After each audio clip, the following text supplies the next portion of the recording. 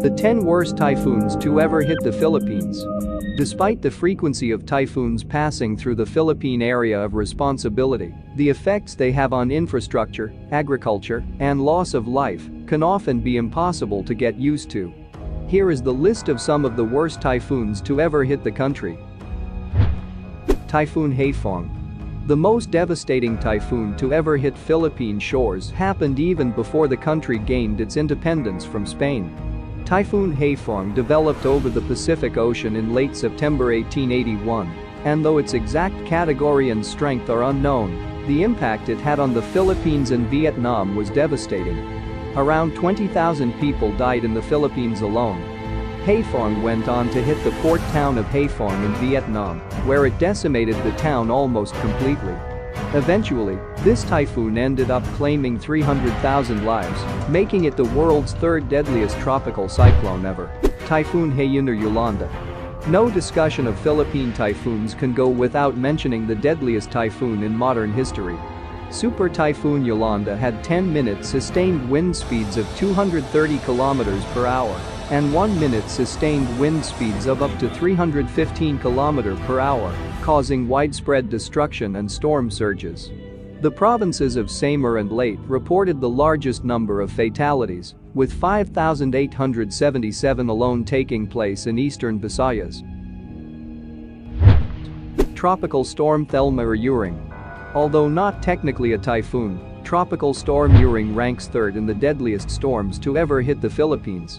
Although its winds were far from the strongest on record, it did cause torrential rainfall in many areas of the Visayas.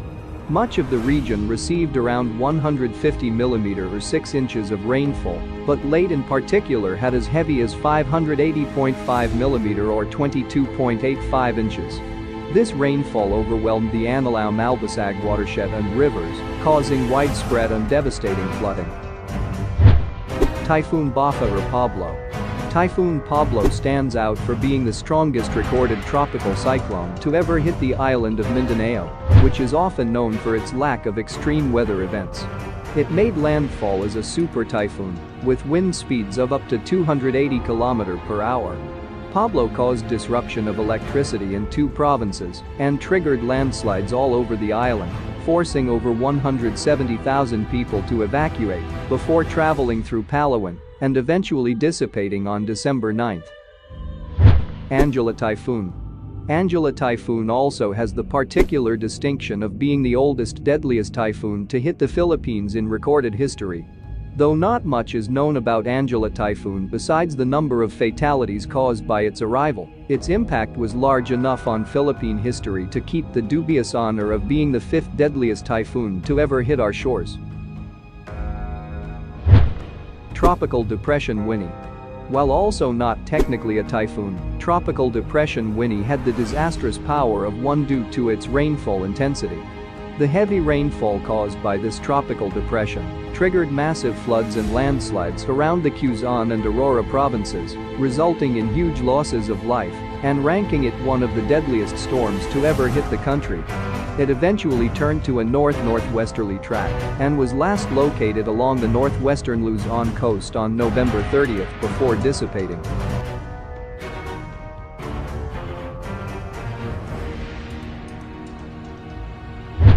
Unnamed 1897 typhoon.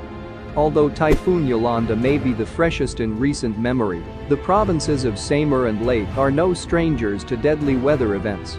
An unnamed typhoon that made landfall in October 1897 tore through the island of Leyte a little over 200 years before Yolanda. Though it wasn't given a meteorological name, it caused enough extensive damage to claim the lives of approximately 1,500 people. It was recorded by the Observatorio de Manila. Typhoon Ike or Nitang.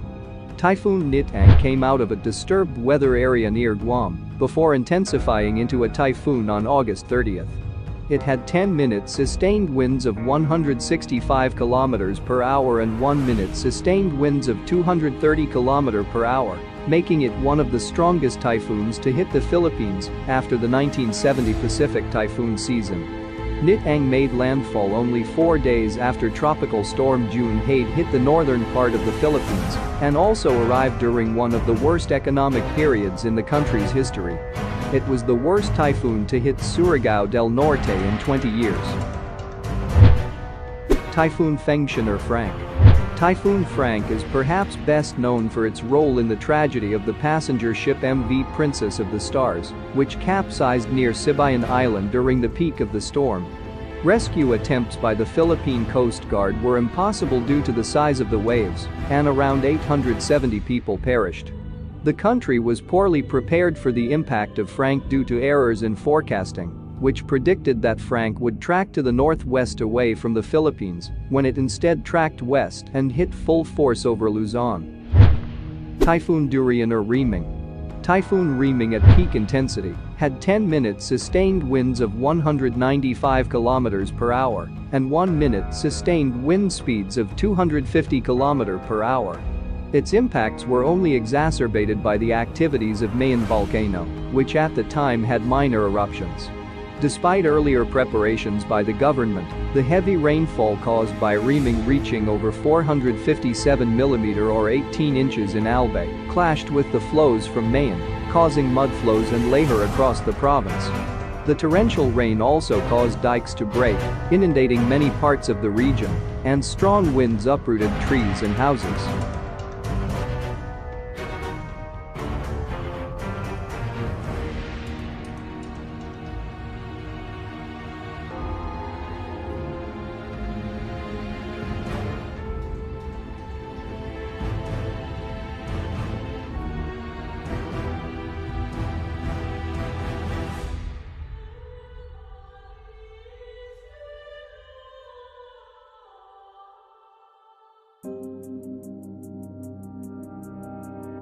The history of the Philippines is peppered with storms, and their impacts feel even bigger on a small nation of smaller islands.